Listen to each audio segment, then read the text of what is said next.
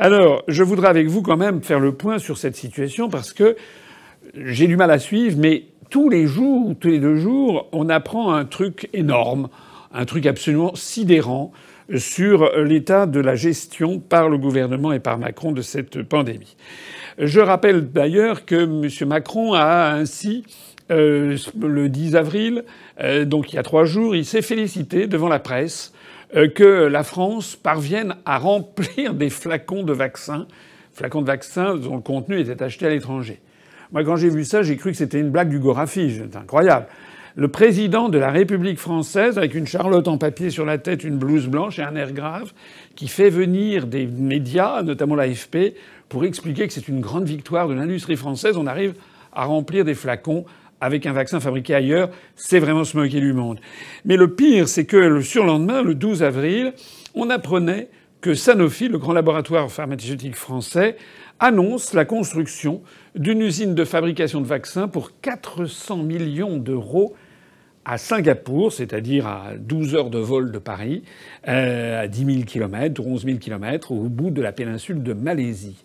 Sanofi qui bénéficie par ailleurs de subventions publiques généreuses, notamment en matière de recherche.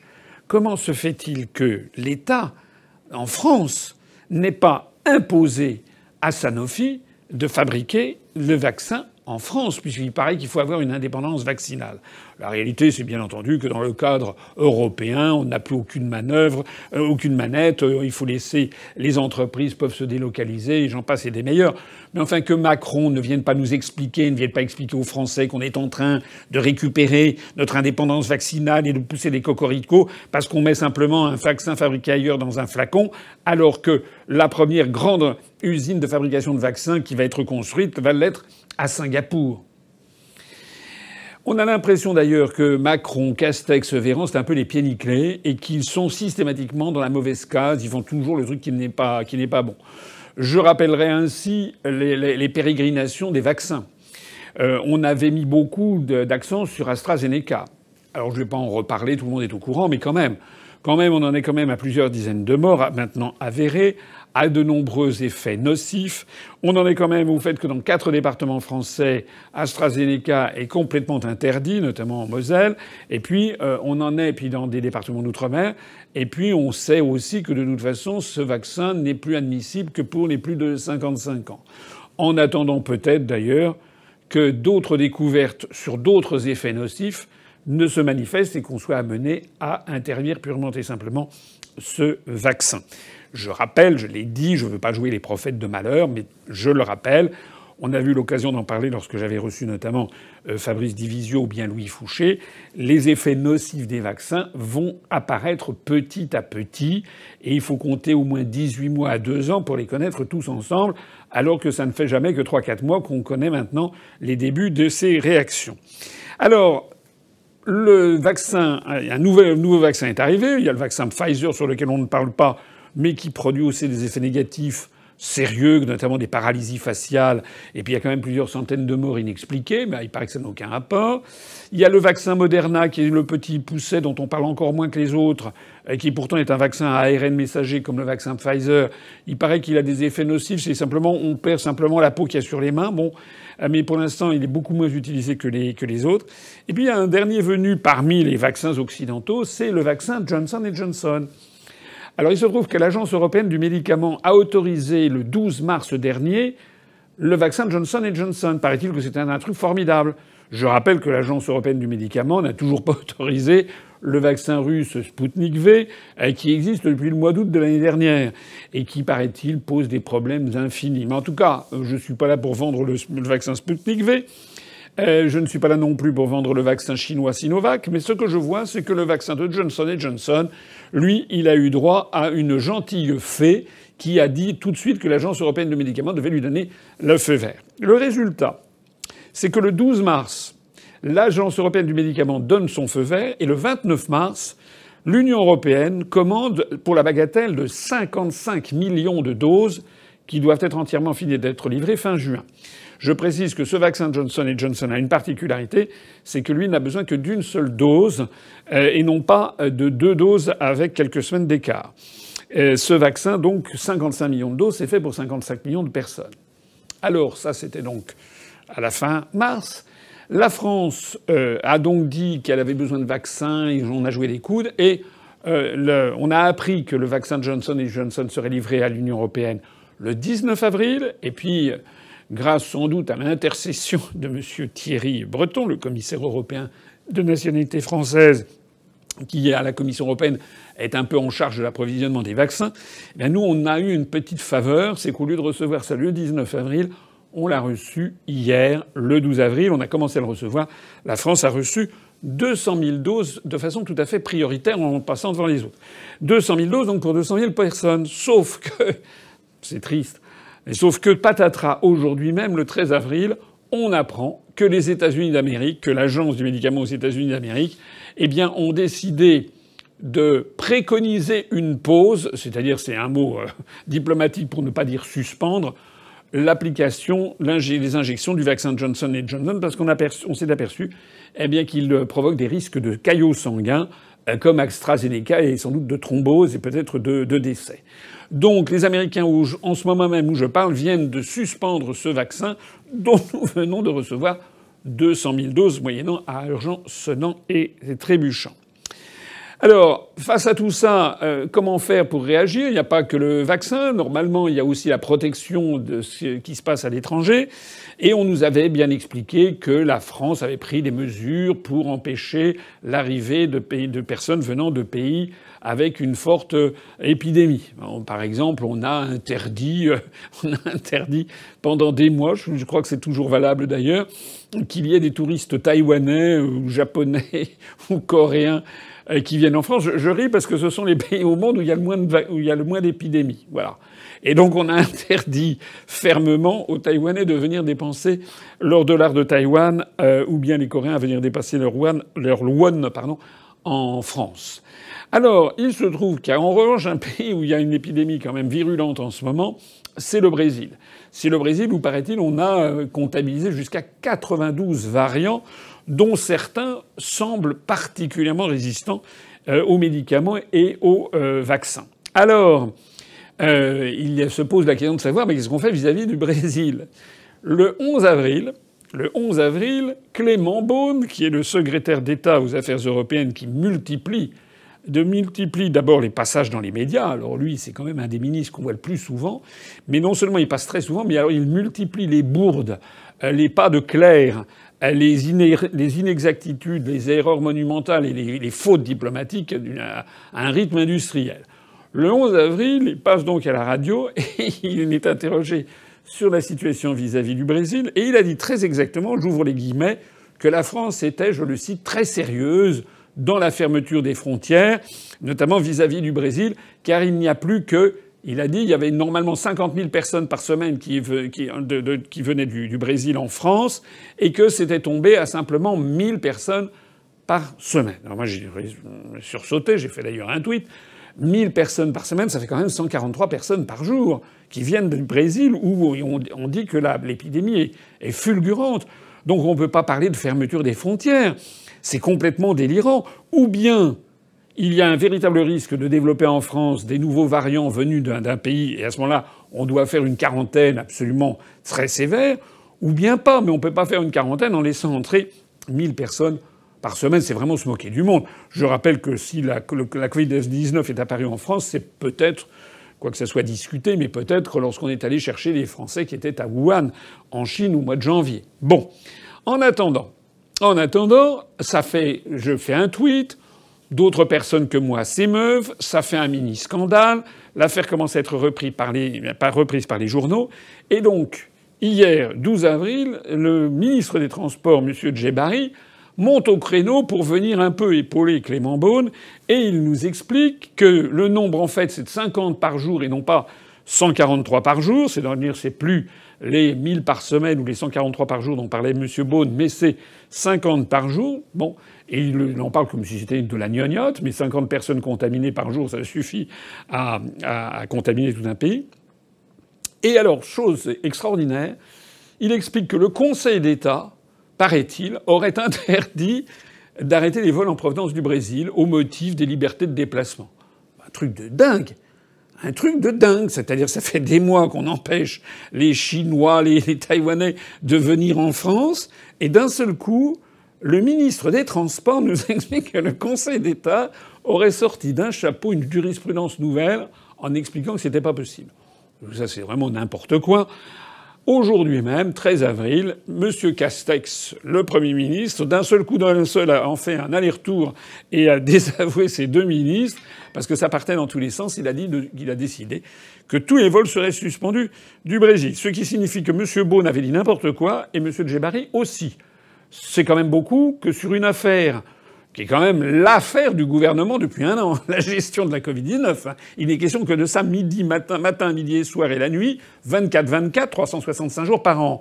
Sur une affaire de cette nature, sur le pays le plus contaminé au monde, on a deux ministres qui disent l'un puis l'autre des choses différentes et dans les deux cas des conneries. Excusez-moi l'expression. Alors M. Castex a interdit les vols. Voilà. Sauf que, me dit-on, mais c'est encore à vérifier, il paraît que sur le terrain, cette interdiction ne serait pas du tout respectée. Voilà. Et que vous pouvez très bien venir du Brésil et arriver encore en France.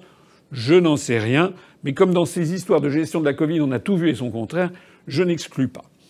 Il y a quand même une constante. Une constante dans le gouvernement, c'est le refus des traitements.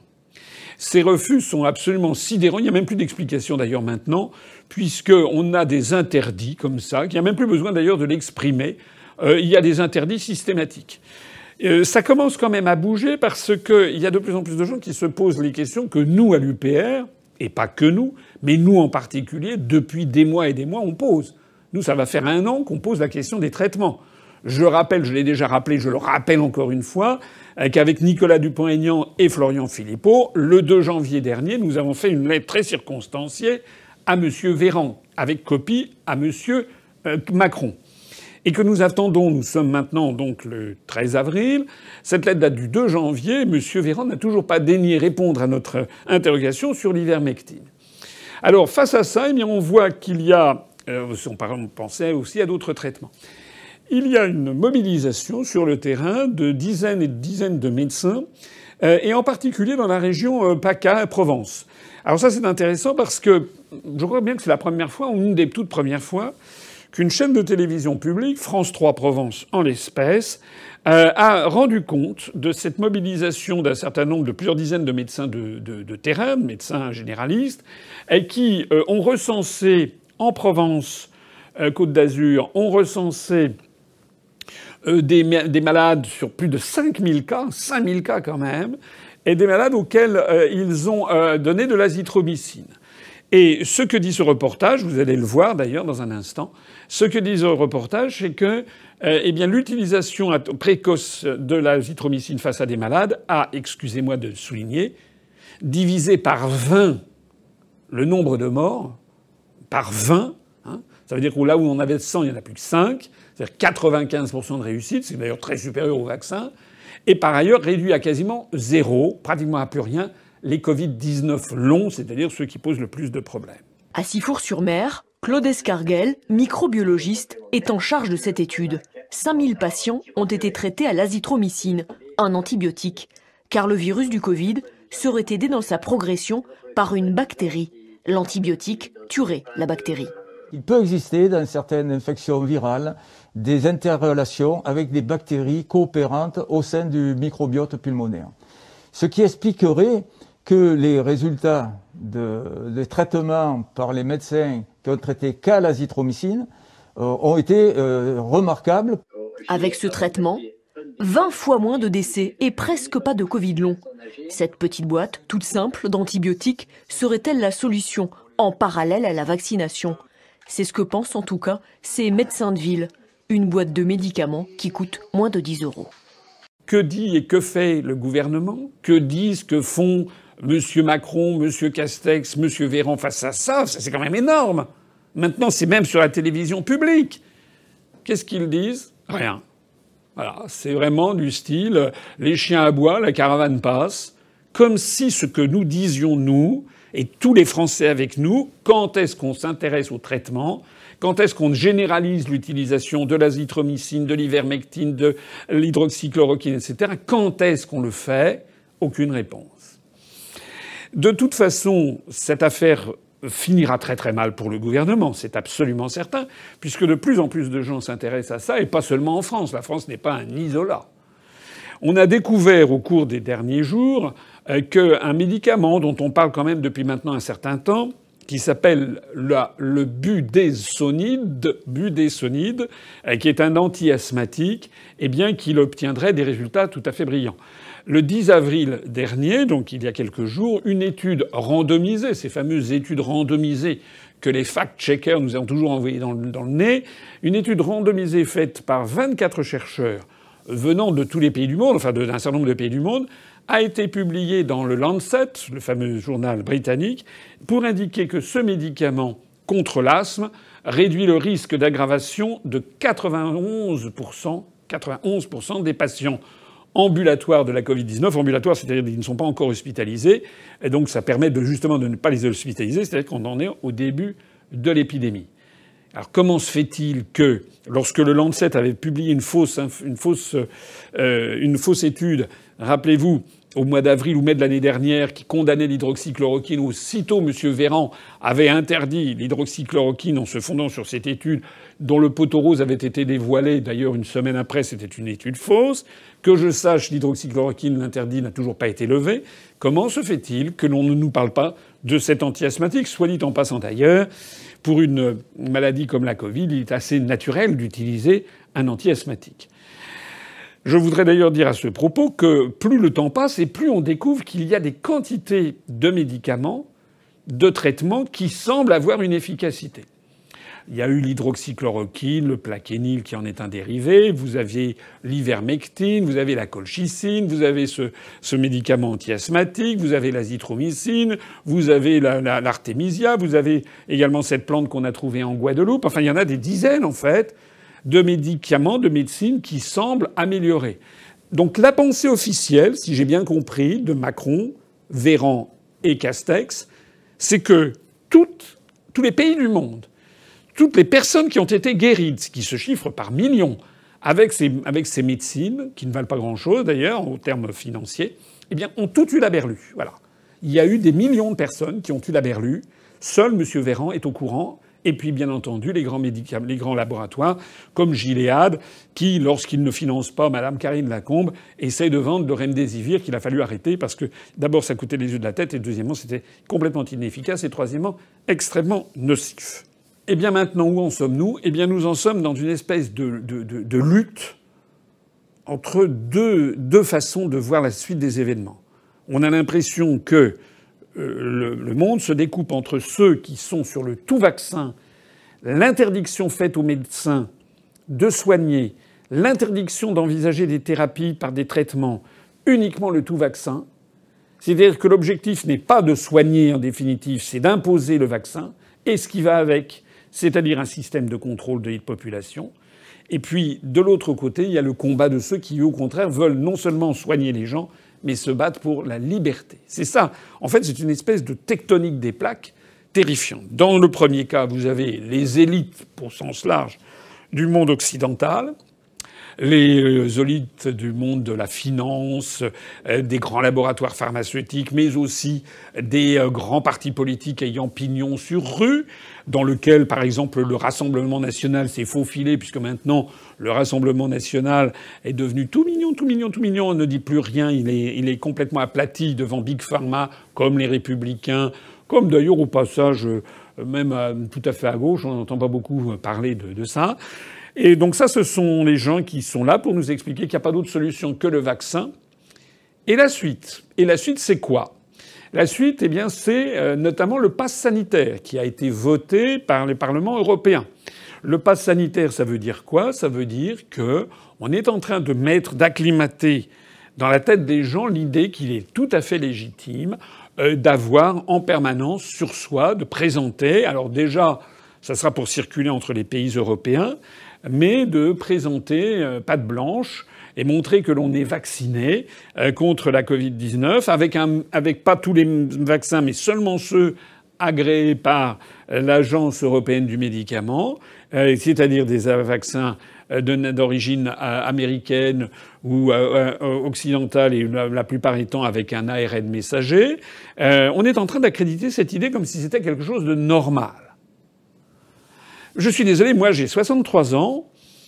Je me suis fait vacciner quand j'étais petit. Enfin, j'ai été vacciné du BCG contre la tuberculose.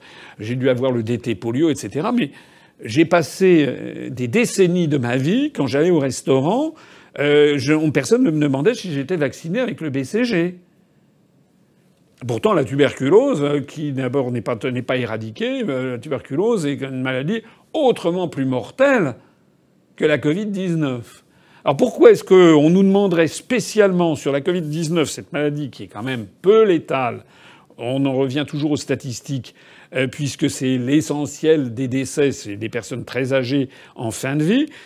Pourquoi est-ce que d'un seul coup, il faudrait présenter sur cette maladie en particulier son vaccin partout?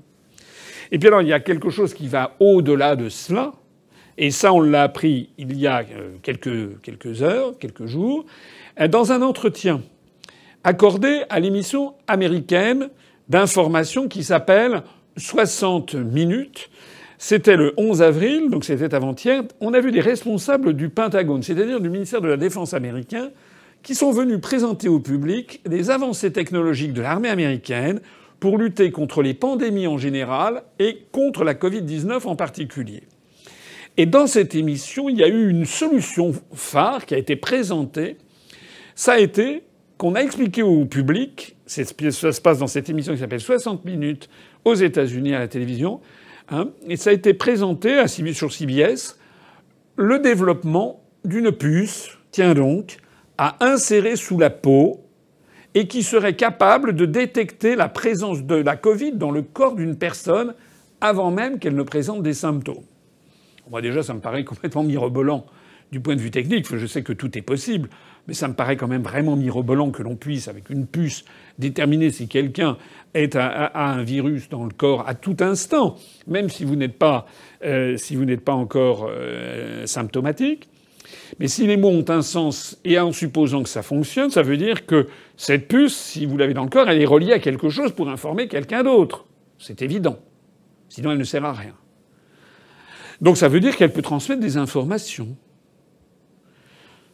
Ça veut dire que les gens qui étaient complotistes en imaginant que peut-être derrière cette pandémie se cachait l'imposition à chaque être humain sur Terre à terme d'une espèce d'adresse IP personnelle et qui ferait maintenant, dans le futur, avoir un monde où toute personne serait à tout instant localisable dans tous les domaines, on pourrait tout savoir son état de santé, ce qu'elle fait, etc., avec qui elle est, quelle est son activité.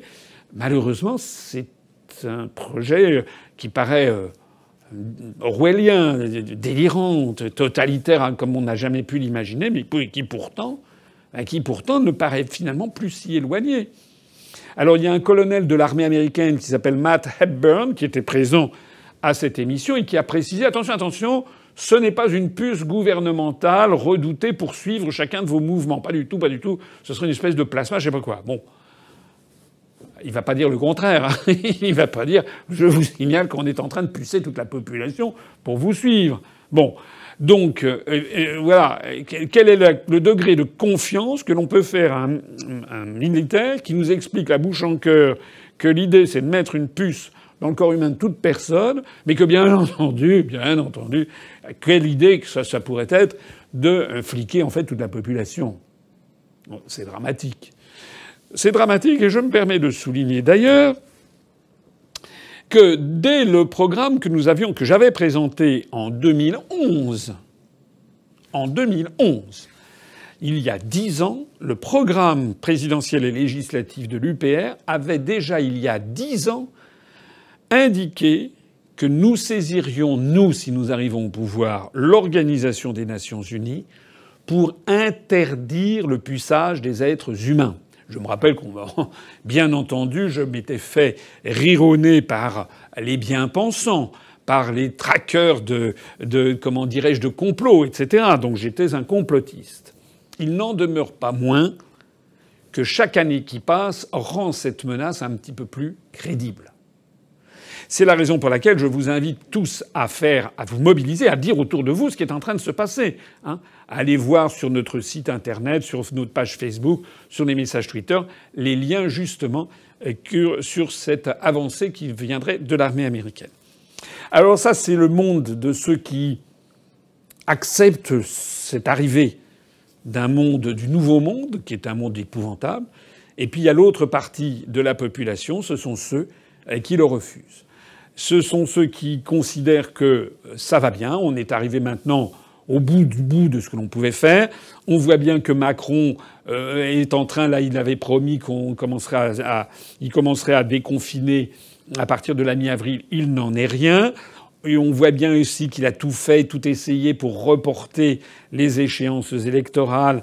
On ne sait pas où l'on en est encore au moment même où je parle, mais c'est un véritable scandale, puisque les élections régionales vont avoir lieu début juin, c'est-à-dire dans 1 mois et demi, alors qu'il est impossible de faire campagne. Même pour un parti comme le nôtre, nous ne pouvons pas participer à ces élections, ne serait-ce que parce que ça coûte de l'argent et on ne sait même pas si les dates qui ont été fixées vont être les bonnes. Il ne faudrait pas en mettre au pilon toutes les affiches. Donc ça veut dire que c'est des élections truquées d'emblée, puisqu'il n'est pas possible de faire campagne en ce moment. Et donc c'est une prime phénoménale au sortant. Je vois d'ailleurs que Robert Ménard, dont je ne partage pas un certain nombre d'idées par ailleurs, tout le monde le sait bien, mais Robert Ménard a lui-même dit qu'il trouvait que c'était quand même tout à fait ahurissant et qu'il y ait des élections dans cette circonstance, puisqu'on ne peut pas faire campagne.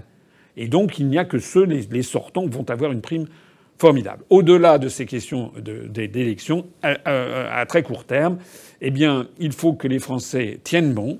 Il faut que les Français ne se laissent pas aller. Il faut que les Français, de plus en plus, montrent leur opposition aux dérives actuellement en cours et que surtout ils se renseignent et qu'ils fassent connaître autour d'eux ce qui se passe. Parce que je sais que parmi les gens que je rencontre énormément de gens, il y a beaucoup de gens qui pensent comme moi, comme vous, comme nous, mais aussi beaucoup d'autres qui se laissent embobiner par les grands médias, par le discours gouvernemental, aussi hallucinant que ça puisse paraître. Parmi les dernières informations d'ailleurs dont on dispose, on se rend compte qu'il y a un certain nombre de pays où le taux de vaccination est important.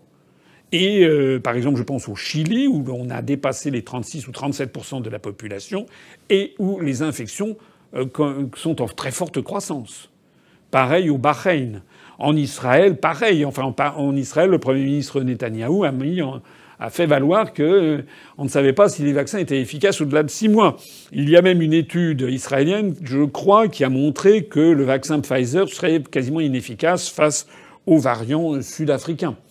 Donc, nous ne savons pas du tout où nous allons. Nous ne savons pas du tout si ces vaccins continuent d'aller. Ce qui est certain, c'est qu'il faut que les Français se mobilisent, tiennent bon et fassent savoir à leurs élus que l'année 2022 arrive et que si d'ici là ils n'ont pas changé complètement leur fusil d'épaule, eh bien ils seront sanctionnés comme il se doit. Nous sommes aujourd'hui le mercredi 5 mai 2021 et je veux intervenir auprès de vous pour attirer votre attention avec d'autres sur le véritable scandale que constitue le projet de passe sanitaire. On a appris en effet il y a quelques heures que le conseil scientifique créé par Emmanuel Macron a suggéré de créer et d'appliquer en France un pass sanitaire de telle sorte que l'on ne pourrait plus circuler, aller à l'étranger, entrer dans des lieux de culture, etc., sans pouvoir montrer la preuve que l'on a été vacciné par la Covid-19 ou bien que l'on a eu des tests qui sont des tests négatifs. Alors, pourquoi c'est un véritable scandale ? D'abord, premièrement, je rappelle que le conseil scientifique créé par Macron a été créé de sa propre initiative, regroupe une poignée de personnes que les Français ne connaissent pas ou peu, ou plus exactement, quand on a eu à en connaître, on s'est aperçu que c'était des scientifiques, des médecins qui étaient perclus de conflits d'intérêts. J'ajoute d'ailleurs que dans le scandale, cette structure prend des décisions de façon totalement opaque et ne tient même pas un ordre du jour, ne tient même pas un relevé des délibérations et des décisions qui sont prises. On est dans une situation qui est de nature totalement dictatoriale. L'autre scandale de cette affaire, c'est que pourquoi est-ce que l'on demanderait de montrer systématiquement des preuves de vaccination ou bien de tests négatifs. Et pourquoi on le demanderait alors qu'on ne demande pas aux gens, quand vous allez déjeuner ou dîner, par exemple, quand vous entrez dans un musée, si vous avez bien fait votre BCG contre la tuberculose, si vous êtes bien vacciné contre le DT polio, etc. J'ajoute que dans l'état actuel des connaissances, on ne sait absolument pas si les vaccins permettent d'empêcher la transmission à autrui. On ne sait pas non plus, d'ailleurs, si les tests sont fiables, puisqu'il semble que les tests soient extraordinairement peu fiables. Il y a eu une petite anecdote qui s'est passée il y a quelques jours. Un avion qui a fait le trajet entre New Delhi et Hong Kong est parti avec des gens qui avaient eu en Inde un test qui disait qu'ils étaient négatifs. Ils sont arrivés 5 heures après à Hong Kong et là, il y avait 55 personnes qui avaient un test positif, ce qui montre à quel point ces histoires de tests également ne tiennent pas la route.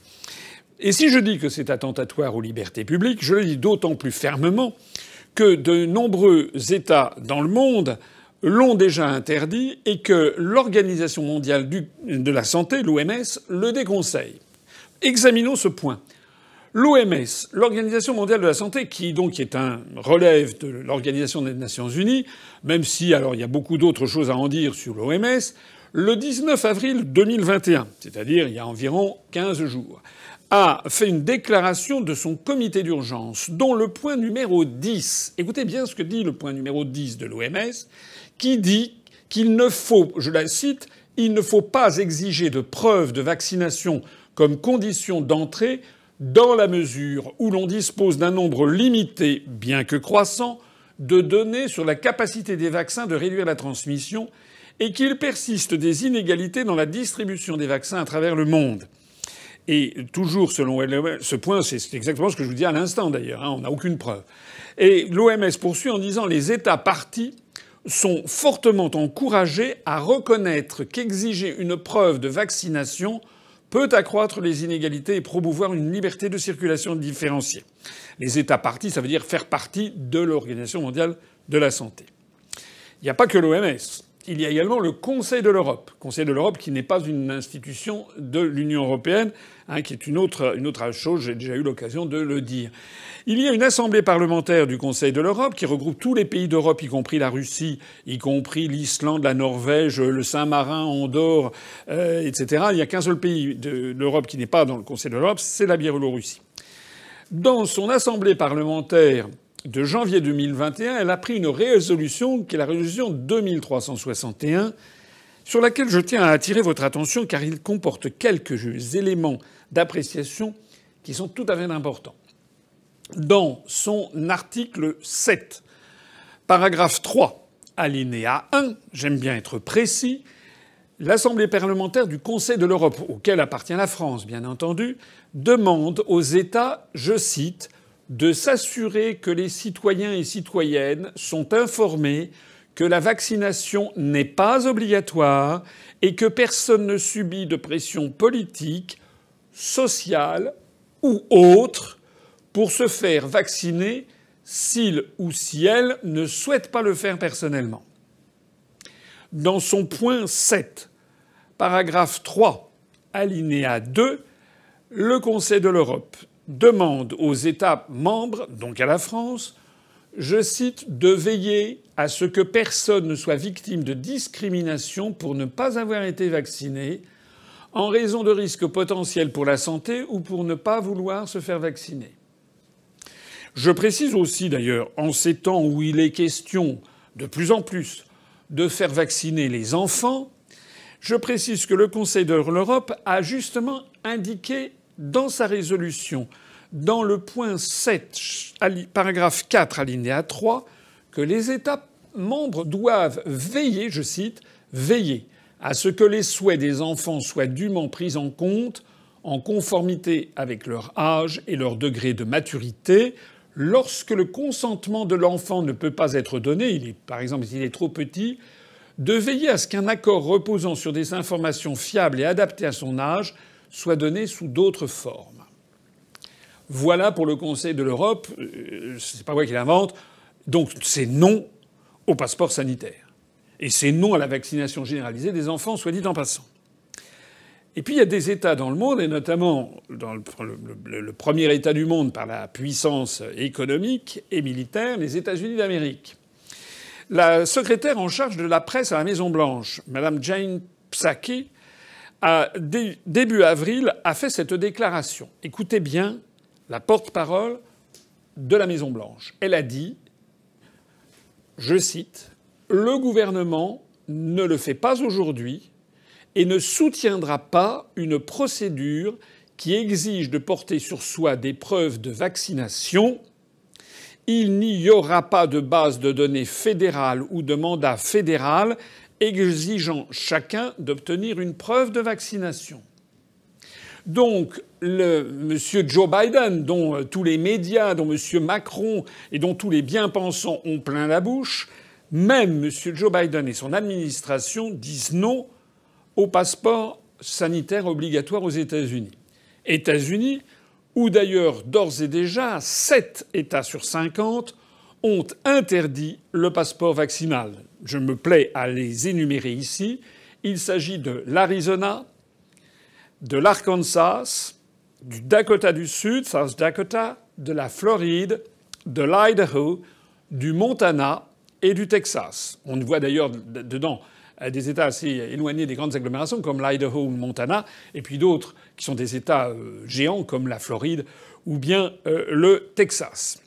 En conclusion, je considère qu'il est inconcevable qu'un passeport vaccinal soit imposé de façon obligatoire et sans consulter les Français à tous les Français. C'est contraire à ce que demande l'OMS, c'est contraire à ce que demande le Conseil de l'Europe, c'est contraire à ce que font les États-Unis d'Amérique. Il faut arrêter avec ces atteintes incessantes aux libertés publiques. Le pass sanitaire, ça doit être non, de la même façon que l'on ne vous demande pas si vous allez dîner ou dans un restaurant ou si vous allez visiter un musée, si vous êtes séropositif au virus du sida, si vous êtes vacciné contre la tuberculose ou la rubéole, ou bien si vous avez un cancer. C'est absolument inadmissible.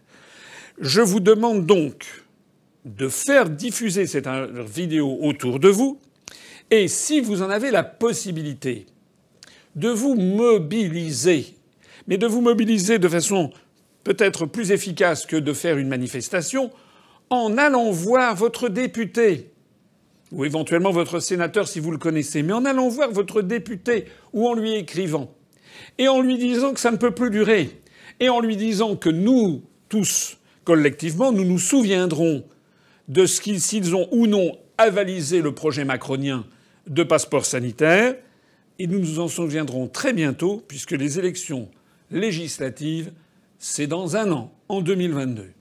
Le passeport sanitaire ne doit pas passer, il ne passera pas. Vive la République et vive la France.